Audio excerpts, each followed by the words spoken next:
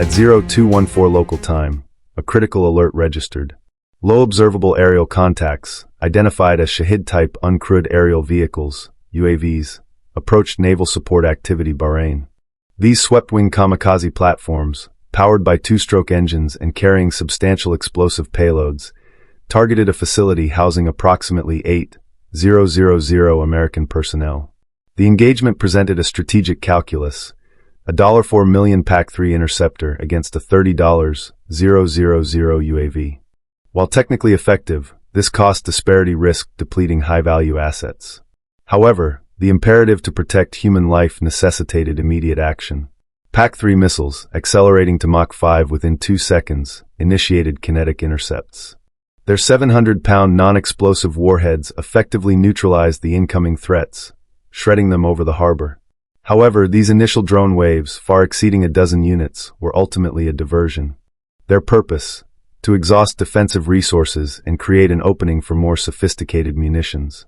Following the drone engagement, a Fatah-1 ballistic missile, Iran's advanced precision weapon, executed a near-vertical Mach 13 descent.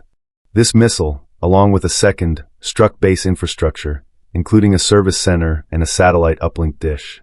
Despite direct hits, the operational impact remained negligible. Redundant communication systems encompassing HF radio, UHF SATCOM, Link 16, fleet broadband, and encrypted chat facilitated immediate rerouting, ensuring Fifth Fleet's uninterrupted command and control capabilities.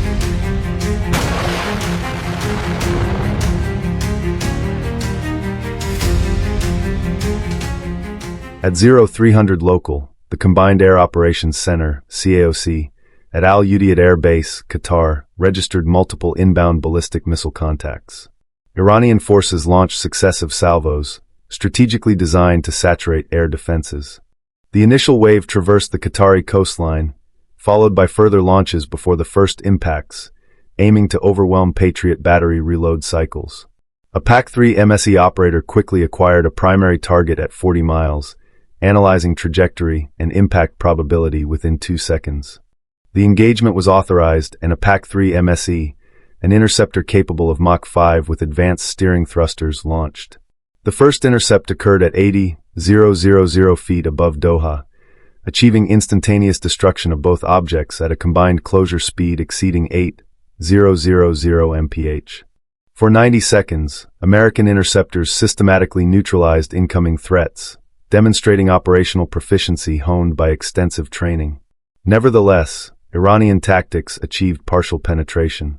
One maneuvering warhead, deploying lateral thrusters at 30,000 feet, altered its flight path to evade committed interceptors.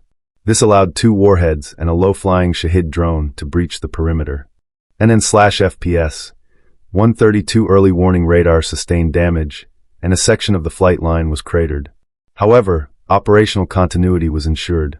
An orbiting E-3 Sentry AWACS provided immediate redundancy for the damaged ground radar. The base utilized redundant power, communication, and sensor networks. The flight line was repaired within an hour. Inside the CAOC, operations proceeded uninterrupted, validating the base's robust defensive and recovery protocols.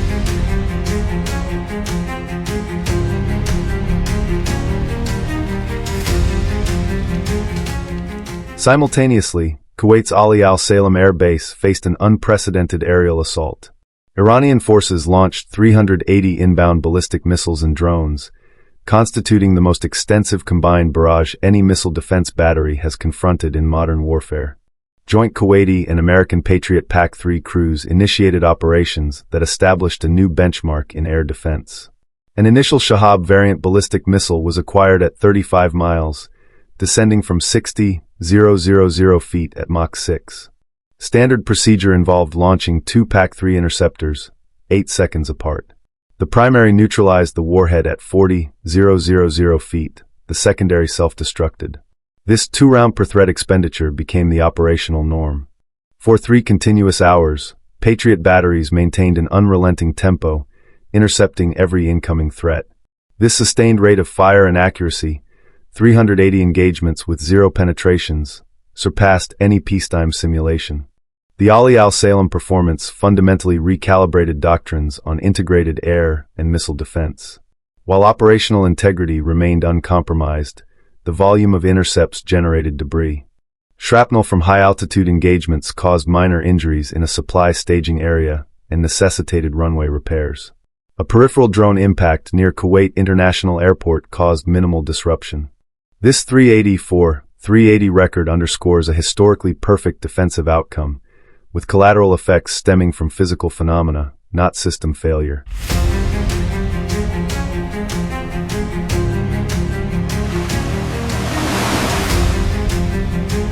At 0347 local, a THAAD battery at Al Dhafra Air Base received notification of 2 high-arc ballistic missile tracks originating from Iranian territory.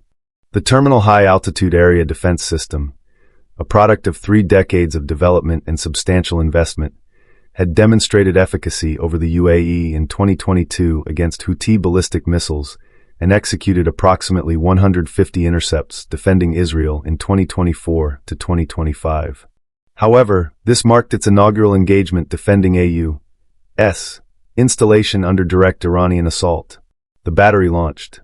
Its single-stage solid rocket motor propelled the interceptor through the troposphere and stratosphere, piercing the upper atmosphere. At 60 miles altitude, the nose cone detached, releasing a basketball-sized kinetic interceptor equipped with infrared seekers and divert thrusters. This object maneuvered to meet a Mach 8 target, converting both into vapor through kinetic energy 60 miles above the desert. 2 distinct flashes were observed near Abu Dhabi. A second interceptor neutralized the subsequent threat with identical precision.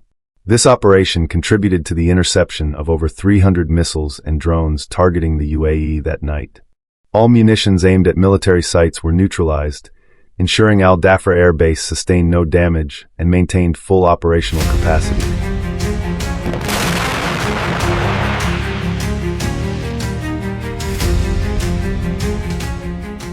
At Milwaukee Al-Salti Air Base in Jordan, Iranian forces initiated another concentrated assault. A barrage of 49 projectiles, comprising both ballistic missiles and uncrewed aerial vehicles, converged on the installation. Defensive measures were immediately activated. Jordanian air assets engaged incoming threats, while a THAAD battery prioritized high-altitude ballistic targets. Despite these intercepts, 1 warhead successfully penetrated the perimeter, causing structural damage. As air raid sirens echoed, multiple F-35A and F/A-18 combat aircraft commenced immediate launch sequences. These sorties occurred amidst ongoing attacks, with ground crews rapidly repairing blast damage using quick-setting concrete between successive aircraft launches and recovery operations. Intelligence analysis confirmed that Iranian targeting data, derived from commercial satellite imagery, was precise enough to identify individual aircraft shelters and critical infrastructure. This advanced reconnaissance enabled specific targeting of hardened facilities, fuel depots, and command posts. Nevertheless, the operational tempo of counterstrikes remained unhindered. Over 60 American combat aircraft, including F-35As, F divided by a -18S, and support tankers, executed missions against identified targets in western Iran. Many aircraft completed multiple combat sorties, returning to rearm and refuel on a runway actively undergoing repairs, demonstrating unparalleled operational resilience under fire.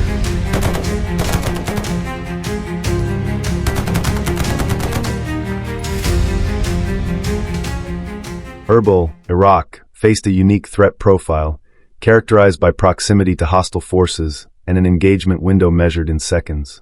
Iraqi militias, operating approximately 60 miles south, launched low-cost, Iranian-designed uncrewed aerial systems (UAS). These rudimentary drones, powered by 2-stroke engines, often approached at altitudes around 300 feet, their acoustic signature frequently preceding radar acquisition. Over one weekend, 16 such drone attacks were initiated against American positions. The CIWS close-in weapon system provided the immediate, localized defense. An operator's initial auditory cue often preceded the system's search radar acquisition. The tracking radar then refined the target solution, activating the integrated 20mm M61 Gatling gun. This weapon system delivers tungsten rounds at 500 rounds per minute, achieving a muzzle velocity of 600 feet per second. A typical intercept burst, consuming fewer than 25 rounds in under a second, kinetically disintegrates the plastic airframe. The entire sequence, from radar contact to target neutralization, frequently concludes within 4 seconds. Multiple incoming threats, originating from diverse bearings, were engaged sequentially with identical precision. The intense operational tempo generated significant thermal signatures from the barrel assembly. Despite the militia's remote launches and their subsequent dissemination of unsubstantiated success claims via social media platforms, operational logs confirm 16 engagements resulting in 0 perimeter penetrations. The most substantial material damage documented was a section of perimeter fencing impacted by debris from a successfully neutralized threat.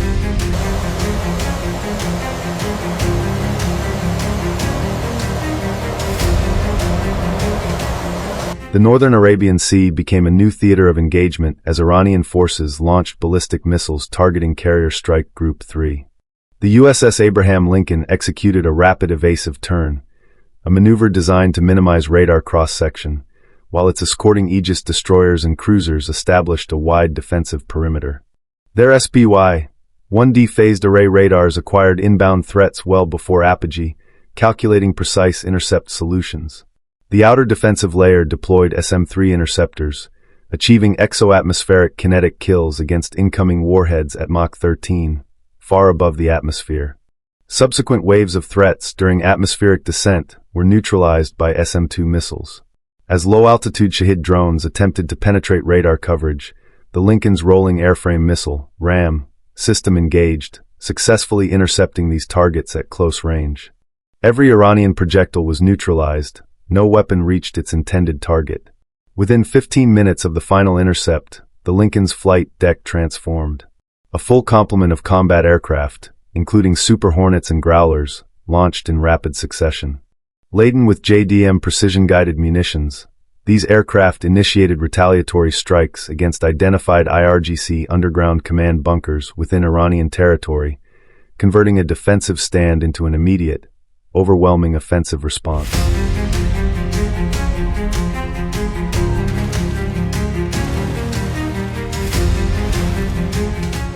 The preceding engagements represent a pivotal validation of layered defense architectures against a complex, multi-domain assault.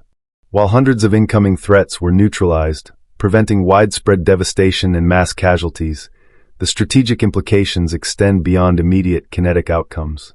This operational success, achieved through advanced interceptor technology and highly trained personnel, underscored the immense cost of potential failure, a cost measured in human lives, critical infrastructure, and regional destabilization. Such an outcome would inevitably trigger severe escalatory responses, fundamentally altering the geopolitical calculus. This defensive posture, while demonstrably effective, necessitates a continuous reevaluation of resource allocation and strategic doctrine. Each successful intercept, a testament to technological prowess, also signifies a significant expenditure, highlighting the economic asymmetry inherent in missile defense. These events demonstrate the imperative for sustained investment in counterproliferation and integrated air and missile defense capabilities.